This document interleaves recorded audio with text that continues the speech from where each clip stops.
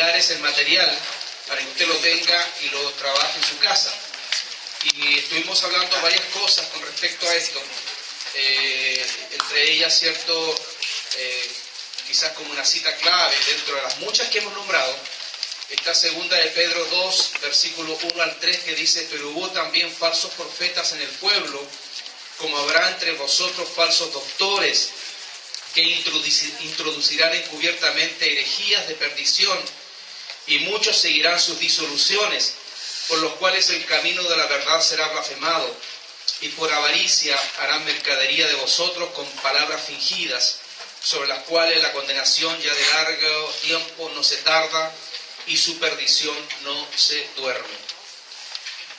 Vimos muchas porciones bíblicas, que es lo que son los maestros falsos, los que están equivocados o los que están haciendo premeditadamente, ¿cierto?, este trabajo en contra de la iglesia, y también el anuncio que la palabra de Dios expresa que estos falsos maestros y estos falsos profetas aumentarán, no disminuirán, al contrario. Entonces nosotros tenemos que también descubrir, ¿cierto?, quiénes son ellos, quiénes son estas personas. Algunas personas lo hacen en forma premeditada, producto de que ellos quieren comercializar o quieren blasfemar en contra de Dios. Pero hay otros que en forma ignorante, porque no tienen conocimiento de la palabra. Acuérdense que la semana pasada hablábamos que una persona que declara profecía necesita mucha palabra de Dios. Es decir, tiene que instruirse en la palabra del Señor. Una persona que habla por Dios tiene que estar muy bien asesorado por asesores espirituales que lo apoyen, ¿cierto?, para que la palabra que nosotros estamos diciendo efectivamente es palabra de Dios. Porque tenemos que tener mucho respeto y mucho cuidado, que lo que estamos diciendo, lo estamos diciendo en nombre de Dios. Es como, mire, lo voy a mirar en un tenor más bajo. Es como que si yo dijera: yo voy a hablar en nombre de la hermana Victoria, tal cosa, porque dijo ella eso. Y si después viene ella y dice: yo no he dicho eso, ¿a quién dejo mal? Yo la dejo mal a ella, porque no lo dijo. Pero cuando Dios dice, lo dice con autoridad. Pero cuando Dios no lo dice, hermanos, ¿qué pasa con Dios? Pues ahí tenemos que tener el cuidado. Entonces vimos siete características de los falsos profetas y de los falsos maestros. Solamente los voy a nombrar. Apariencia de gran espiritualidad y sabiduría divina. Segundo, una falta de temor y sumisión a la palabra. Tercero, falta de temor a Dios y a las potestades superiores. Un cuarto es uso de palabrerías impresionantes. El quinto es la falta de respeto al Evangelio. Tenemos también que estas personas, en un sexto, usan la egolatría y el control. También tenemos una séptima: las experiencias las ponen por encima de los principios de la palabra de Dios. Es decir, es más importante lo que ellos viven que lo que la palabra de Dios dice. Y esto tiene que ser al revés. ¿Ok? Las experiencias no son más importantes. Son importantes, pero no son más importantes que la palabra de Dios. Es decir, mi experiencia no la puedo traspasar a otro. Lo que yo tengo que traspasar a otro es la palabra. Es la palabra de Dios. Entonces estuvimos viendo esto, ¿cierto? Y yo quiero terminar este ciclo con ustedes, y ustedes lo van a tener en sus manos, para que lo estudien, ¿cierto? Y quiero hablar un poco cuál va a ser el final de los falsos maestros o los falsos profetas.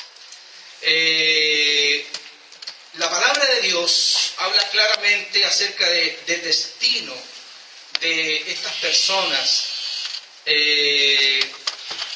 Los falsos maestros o falsos profetas no se intimidan por las advertencias que la palabra de Dios dice. Es decir, a pesar que ellos hablan de Dios o hablan de la palabra, pero utilizan la palabra y no se intimidan con respecto al destino que ellos van a tener. De hecho, esto comienza con una inquietud espiritual, ¿cierto?, con respecto al tema que sucedió ahí en Coyihuay, con el tema del famoso Antares de la Luz, ¿cierto?, que llevó a personas, ¿cierto?, a una situación tan fuerte, tan dura como la muerte de un bebé. Y él muere, ¿cierto?, o se autoelimina, trágicamente, más allá de lo que él vivió. Pero así como eso, nosotros estamos refiriendo a lo que la palabra expresa, lo que está sucediendo y lo que está por suceder en los últimos tiempos. Y quiero por favor que vayamos ahí, porque la palabra de Dios tiene que hablar por sí sola. Ahí en Primera de Juan, el apóstol Juan, en Primera de Juan, capítulo 2, versículo 18 y versículo 19, dice lo siguiente. Si usted lo tiene, aquí lo va a tener puesto aquí en la pizarra virtual, para que usted lo vea más rápido, ¿cierto? Y dice lo siguiente: hijitos, ya es el último tiempo, y como vosotros habéis oído que el anticristo ha de venir, así también al presente han comenzado a ser muchos anticristos, por lo cual sabemos que es el último tiempo. Salieron de nosotros, mas no eran de nosotros, porque si fueran de nosotros, hubieran cierto permanecido con nosotros. Pero salieron para que se manifestase que todos no son de nosotros. Os quiero pues amonestar, ya que alguna vez habéis sabido que el Señor, habiendo salvado al pueblo de Egipto, después destruyó a los que no creían, y a los ángeles que no guardaron su dignidad, mas dejaron su habitación, los ha reservado debajo de oscuridad en prisiones eternas hasta el juicio del gran día, como Sodoma y Gomorra y las ciudades comarcanas, las cuales de la misma manera que ellos habían fornicado y habían seguido la carne extraña, fueron puestas por ejemplo, sufriendo el juicio del fuego eterno. Aquí hay una sentencia súper fuerte con respecto al futuro de las personas que blasfeman en contra de la palabra del Señor, contra los que quieren torcer la doctrina de Dios, contra los que quieren torcer los principios de la palabra. Y hoy día hay muchos movimientos, y como digo, y ya cercanos a nosotros, muy cercanos a los círculos cristianos evangélicos. Y estoy diciendo esto con mucha autoridad. Muchas personas que son predicadores están hablando cosas que realmente no corresponden y no están ajustadas a la palabra del Señor. Y no están midiendo la consecuencia de lo que representa decir algo a una persona o decirle algo a una congregación donde esa persona que está escuchando puede tomar esa palabra y dice: voy a regirme por esto, y quizás lo que está diciendo ese predicador nunca Dios lo dijo de esa manera. Entonces estamos jugando con vidas, y que son las vidas que Dios creó. Tenemos que tener cuidado. Por eso digo que hay que trazar muy bien la palabra de Dios, y por eso aquí hay una sentencia. Y si vamos a 2 de Pedro capítulo 2 versículos 12 y 13, dice: más estos, diciendo mal de las cosas que no entienden, como bestias brutas que naturalmente son hechas para presa y destrucción, perecerán en su perdición, recibiendo el galardón de su injusticia, ya que refutan por delicia poder gozar de deleites cada día. Estos son fuentes sin agua y nubes traídas de torbellino de viento, para los cuales está guardada la oscuridad de las tinieblas para siempre. Hermano, uno de los problemas que yo veo, y justamente se da también en estas características de muchas personas que tienen esta forma de actuar torciendo el Evangelio, es que regularmente no están sujetas a otros. Regularmente son profetas solitarios o son maestros solitarios. No tienen gente que los ayude, que los apoye, porque usted sabe muy bien que el ser humano tiene la tendencia a que se le vayan los humos a la cabeza, ¿cierto? Cuando uno recibe demasiada adulación, ¿cierto? Y no recibe la corrección. A mí me gusta la porción ahí en el libro de los Hechos, cuando Apolos Si usted no recuerda, Apolos era un predicador de excelencia, era un gran hombre de Dios. Y de hecho, él tenía una altura de su predicación a la altura de Pablo, de Pedro. De hecho, cuando en Corintios hace la corrección, Pablo dice, unos dicen que soy de Apolos, otros dicen que soy de Pedro. Bueno, este Apolos predicaba por diferentes lugares y en una oportunidad él va a predicar a un lugar y hay un matrimonio, Aquila y Priscila, que observan que hay una cosa que le falta a Apolos. Apolos era el gran predicador, ellos eran miembros de la iglesia, pero Dios le habló y fueron donde Apolos y le dicen, mira, Apolos, queremos decirte algo de parte de Dios. Tú tienes la palabra correcta, tú tienes todo correcto, pero algo te falta. Te falta la gracia y la unción del Espíritu Santo de Dios.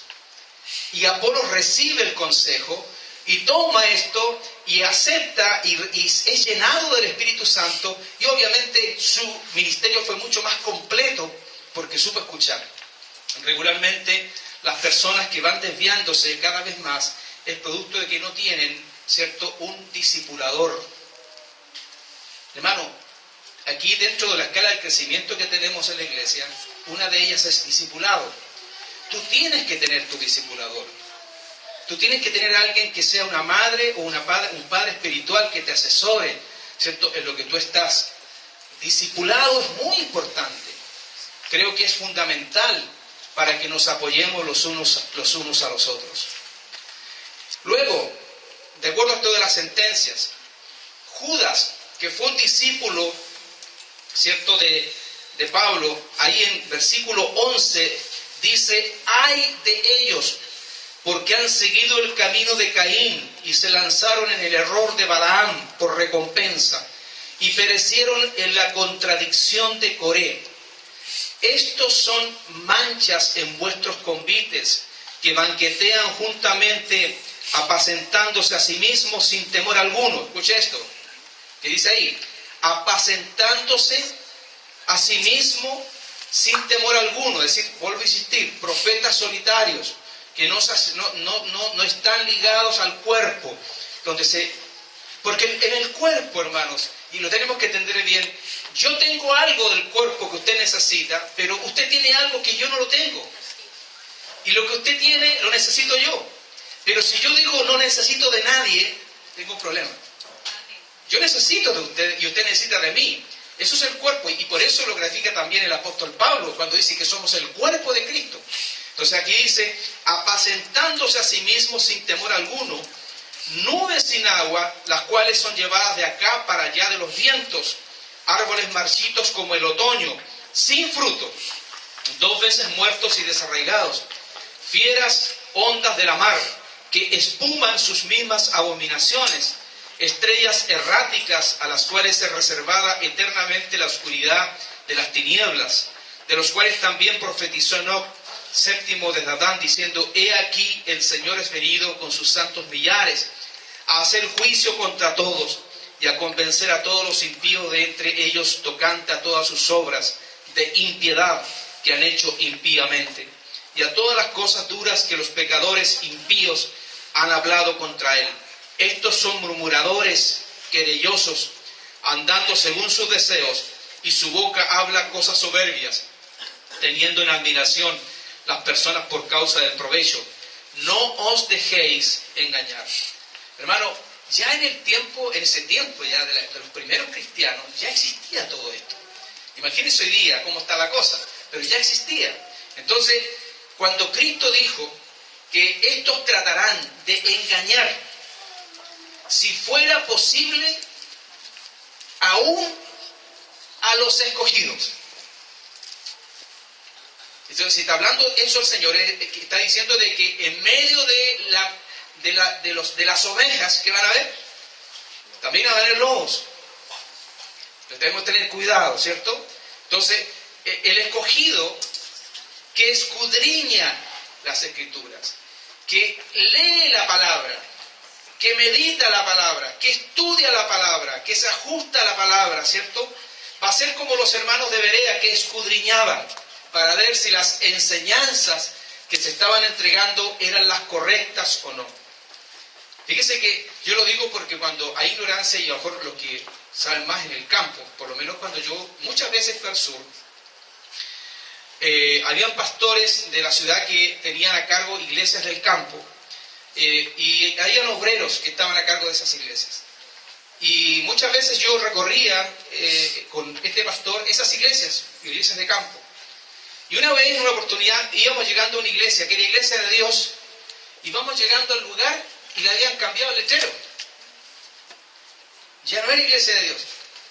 ¿Qué pasó? Y fuimos a hablar con el hermano. Le dijeron, oiga, ¿y qué pasó? No, es que nos cambiamos. Ahora somos adventistas.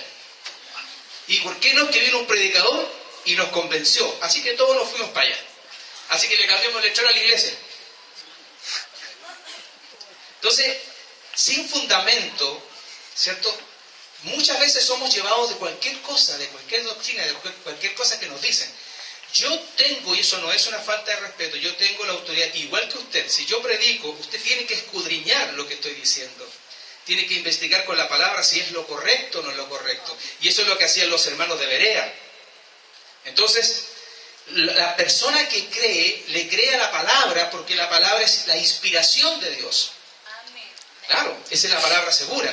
Es decir, yo puedo ser usado como instrumento, pero la palabra segura es la palabra de Dios. Mire, por eso el apóstol Pablo dice en Efesios capítulo 2, versículos 14 y 15, que ya no seamos niños fluctuantes y llevados por doquiera de todo viento de doctrina, por estratagema de hombres que para engañar emplean con astucia los artificios del error. Antes, siguiendo la verdad en amor, crezcamos en todas las cosas en aquel que es la cabeza, a saber, Cristo. Entonces dice, ya no seamos niños fluctuantes. ¿Y qué es lo que hace un niño? Como no tiene conocimiento, como no tiene profundidad, puede ser llevado para cualquier lugar. Entonces, creo que eso es importante. Hoy día, que se habla mucho de los maestros o los gurús, ¿sabe que cuando un discípulo es un niño fluctuante, todavía es pequeño, podría estar expuesto a una persona que le haga cambiar de parecer con respecto a una postura? Y yo leí una historia, no sé si es verídica, de un discipulador, de un maestro, y le dijo a un grupo de hombres que estaban con él, le dijo, mira, yo tengo discípulos, pero un discípulo que comienza y es muy pequeño, muy niño todavía, tú me das un tiempo. A ver, y estaban en una playa, y la playa en recorrerla de una esquina a la otra esquina se demoraba alrededor de 35 minutos. Dijo, ustedes me pasan al discípulo pequeño, niño, y yo comienzo a hablar con él de aquí hasta el final de la playa, y cuando llega allá, pregúntenle ustedes y ya no va a creer en Dios, porque yo lo voy a convencer. Y después de vuelta lo voy a traer y lo voy a convencer que Dios existe. Porque hay gente que es muy poderosa con la palabra. Estoy hablando de la palabra humana. Pero cuando alguien está sentado en los principios de la palabra de Dios, no fluctúa. Sabe en qué está creyendo. Sabe qué es lo que dice la palabra de Dios. Y tiene confianza en esos. Entonces, para eso, mire lo que dice allí, y ponga atención por favor, ahí en Primera de Juan, nuevamente el apóstol Juan, el versículo 1 al 6. Mire lo que dice, porque es importante para nosotros. Dice, amados, no creáis a todo espíritu, sino probad los espíritus si son de Dios, porque muchos falsos profetas han salido en el mundo. En esto conoced el Espíritu de Dios. Todo espíritu que confiesa que Jesucristo es venido en carne es de Dios. Y todo espíritu que no confiesa que Jesucristo es venido en carne no es de Dios. Y este es el espíritu del anticristo, del cual vosotros habéis oído que ha de venir, y que ahora ya está en el mundo. Hijitos, vosotros sois de Dios, y los habéis vencido, porque el que en vosotros está es mayor que el que está en el mundo. Ellos son del mundo, por eso hablan del mundo, y el mundo los oye. Nosotros somos de Dios. El que conoce a Dios nos oye.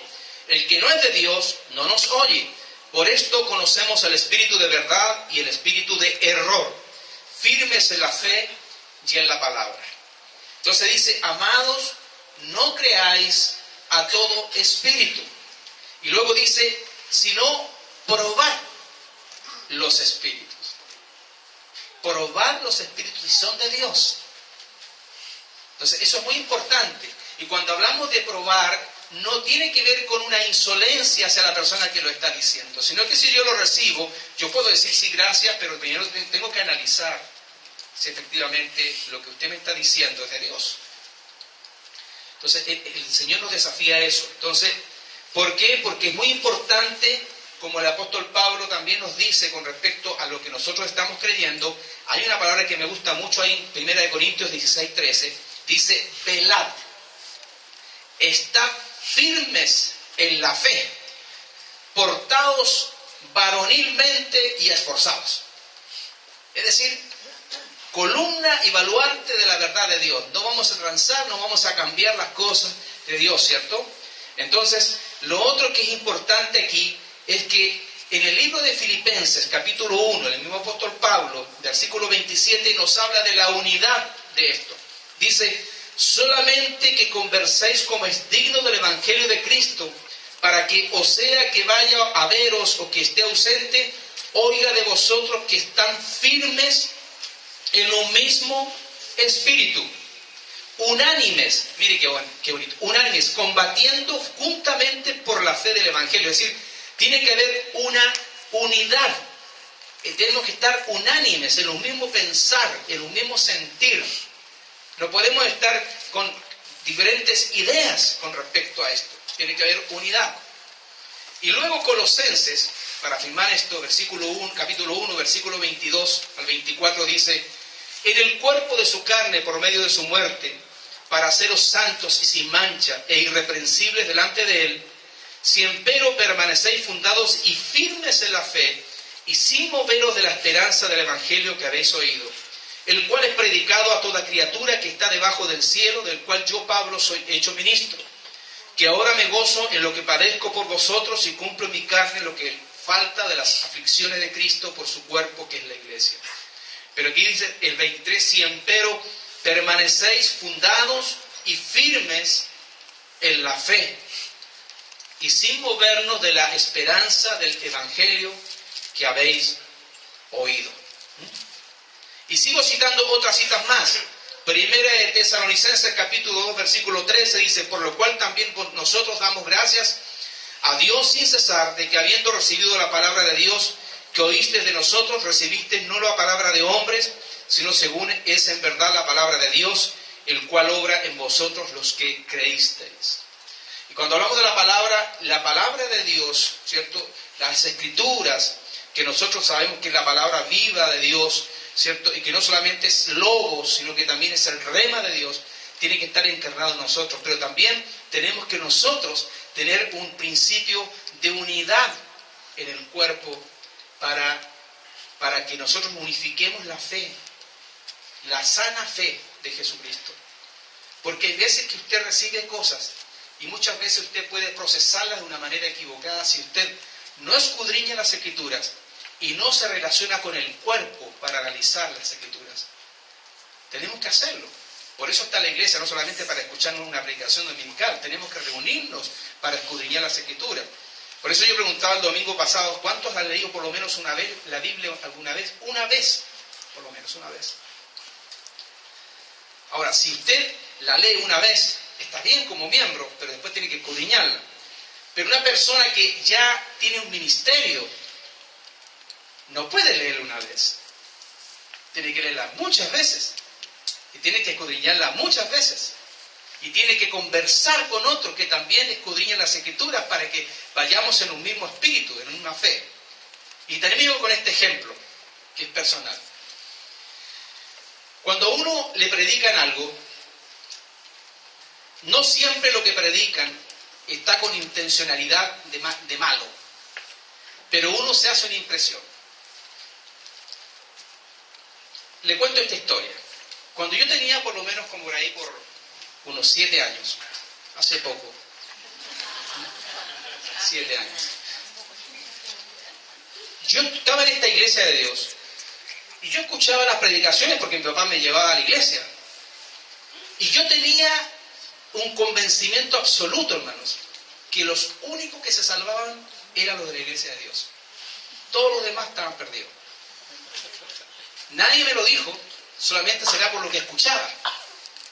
Nadie dijo, la iglesia de Dios solamente se salva. Entonces se me rajó un velo que después descubrí que los bautistas, los presbiterianos, los pentecostales, todos se salvan si aceptan a Cristo. Pero yo no sabía eso. Entonces, como a los 14 años, tuve otra desilusión. Yo pensé que solamente los evangélicos se salvaban. Y me di cuenta que no. Y se lo cuento como testimonio. ¿Sabe por qué? Porque nadie me lo dijo así. Oiga, pero cuando uno va escuchando, se va tomando impresiones de lo que están diciendo. Pero si usted se relaciona con otros cristianos, después decir, ¿sabe qué? Mira, te quiero ayudar en esto. Eso no es así. Como por ejemplo, tuve que conversar con un hermano que no es aquí en esta iglesia, fue en otra iglesia, ¿cierto? Y decirlo con alta seguridad porque estaba molesto. Porque él me decía que Dios vive aquí, en este edificio. Y decía, no, si Dios no vive en este edificio, Dios vive en el edificio que es usted. Usted va con Dios. Usted es un tabernáculo. No, si Dios vive aquí, yo no sé dónde lo sacó, pero Dios vive en la iglesia. Entonces, ¿cómo lo recibió él? De alguna predicación, de alguna forma de enseñanza. Y tenía esa impresión. Ahora, ¿cuánto más estos falsos maestros y profetas que van premeditadamente queriendo engañar a la gente? Entonces, tenemos que escudriñar las Escrituras. Tenemos que estar al cuidado porque muchos lobos están vestidos de ovejas. ¿Ah? ¿Y para qué? Para sacar provecho. Nada más. Y lo que el Señor nos trajo y nos trajo a nosotros al Evangelio es para ser servidores de Dios, nada más. Somos servidores del Señor. Para servir a la gente, para que haya un mejor bienestar espiritual para la gente, para la familia, para que la sociedad cambie, para que el país sea mejor. Es lo que deseamos todos. Y la iglesia, por eso tiene que ser sal y luz. Lo dijo el Señor. Para eso, para hacer una transformación. No una transformación política. No. Una transformación espiritual. Ese es nuestro papel, ese es nuestro rol. Y ese es el rol de los que estamos orando, de los que estamos escudriñando y los que estamos trabajando para la obra del Señor. Así que el desafío, hermanos, en esta exhortación es, hermano, hay que escudriñar las Escrituras. ¿En cuánto tiempo se lee la Biblia completa uno? ¿En un año cuántos capítulos diarios? Si usted lee 3 capítulos diarios, se lee la Biblia en un año. Entonces, la primera lectura que debe hacer un cristiano es leer la Biblia para tener un panorama general. Luego después usted comienza a leer, ¿cierto?, evangelios, las epístolas, y comienza a escudriñar más cercanamente, ¿cierto?, la palabra del Señor. Pero hay que escudriñarla. Léala en conjunto con otros. Por eso es tan importante la escuela inicial, hermano. Usted tiene que estudiar una escuela. Tiene que estudiar el libro de Hebreos, el libro de Romanos. Tenemos que estudiarlo. Tenemos que estudiarlo con los demás hermanos porque no podemos hacer nuestra propia opinión. Tenemos que tener también la opinión de todos los demás cuando dicen algo y juntos crecemos y juntos nos desarrollamos. Amén. Amén. Póngase en pie.